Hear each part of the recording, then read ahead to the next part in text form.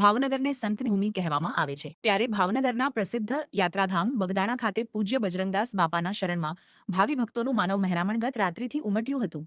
ગુરુ પૂર્ણિમા નિમિત્તે બજરંગદાસ બાપાના સાનિધ્યમાં ગત મોડી રાત્રિથી હજારોની સંખ્યામાં ભાવિ ભક્તો પહોંચ્યા હતા. ગુરુ પૂર્ણિમા નિમિત્તે બજરંગદાસ બાપાના શરણમાં વંદન કરીને પ્રસાદી મેળવી ભક્તોએ ધન્યતા અનુભવી હતી.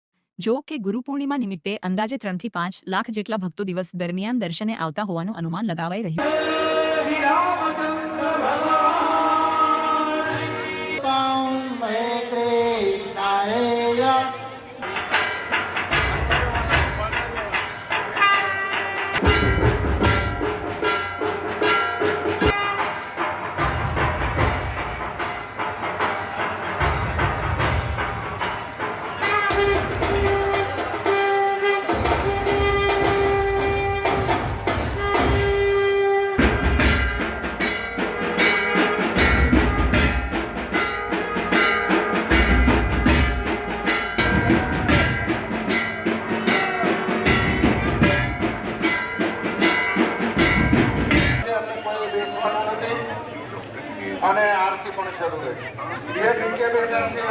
મારું નામ નરેન્દ્ર પિત્તલિયા છે.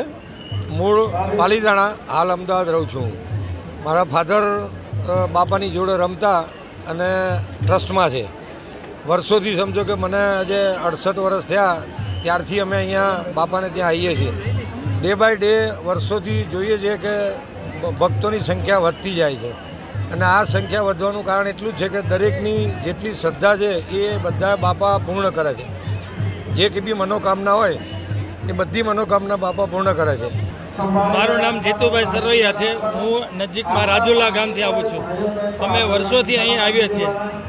આજે ગુરુ પૂર્ણિમાના દિવસે આ સમર્થ સંત છે જે ફક્ત ધર્મ નથી શીખવાડતા પરંતુ રાષ્ટ્રપ્રેમનું એક આના જેવું કોઈ મહત્ત્વનું એક અંગ નથી કે બજરંગદાસ બાપાએ પોતાનો તમામ આશ્રમ વેચી નાખ્યા 3 વાર અને રાષ્ટ્ર માટે પૂરી ભક્તિ માટે બાપા ખૂબ સેવા કરી હતી. અને રાષ્ટ્રભક્તિ ઉપરાંત પર્યાવરણનો પ્રેમ, બાપાનો પર્યાવરણ પ્રેમ અતૂટ છે. આવા કોઈ સંત મેં નથી જોયા કે આટલો પર્યાવરણ પ્રેમ માટે ઝાડ ઉછેરે, બધા દીકરીને હાથે ઝાડવાને પાણી પીવડાવે અને આજની તારીખે આશ્રમ તરફથી પણ લાખો વૃક્ષોનું જતન થાય છે અને ઉછેર થાય છે.